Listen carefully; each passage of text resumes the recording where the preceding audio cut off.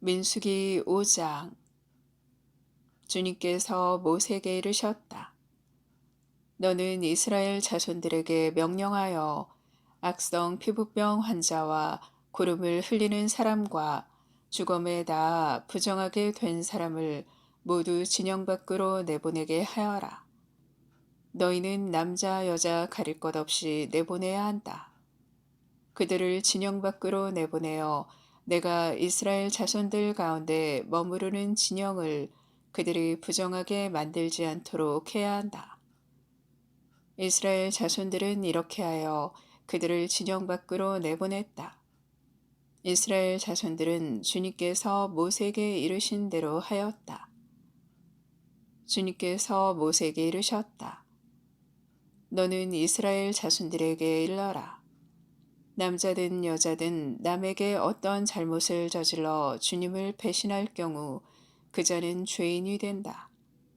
그런 자는 자기가 저지른 잘못을 고백한 다음 손해를 끼친 이에게 전액을 보상하고 거기에 5분의 1을 더하여 갚아야 한다.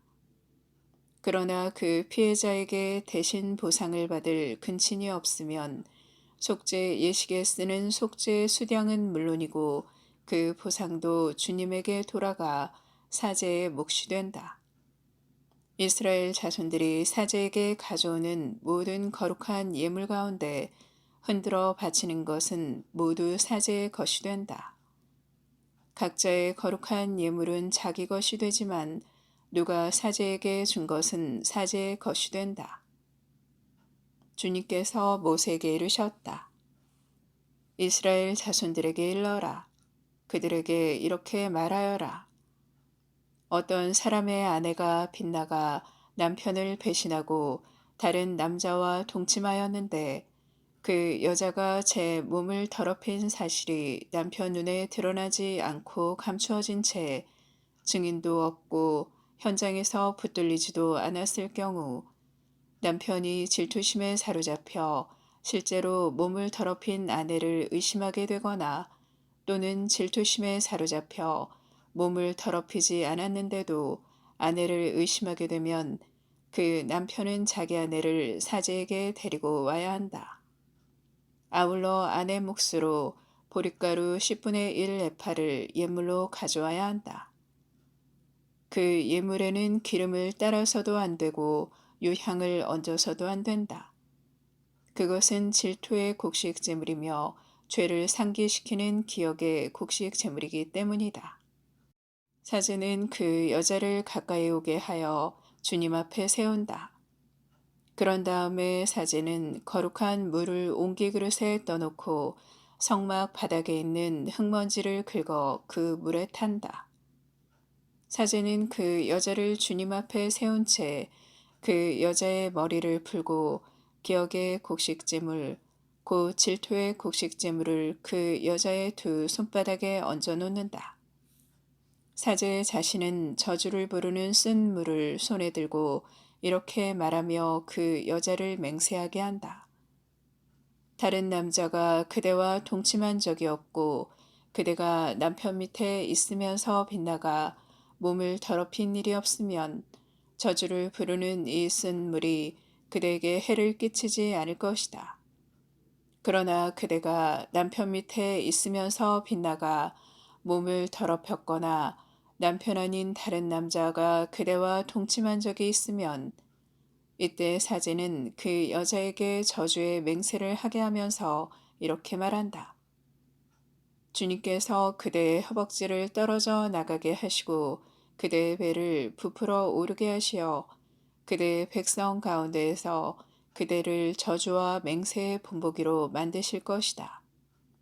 이제 저주를 부르는 이 물이 그대의 창자 속에 들어가 배를 부풀어 오르게 하고 허벅지를 떨어져 나가게 할 것이다.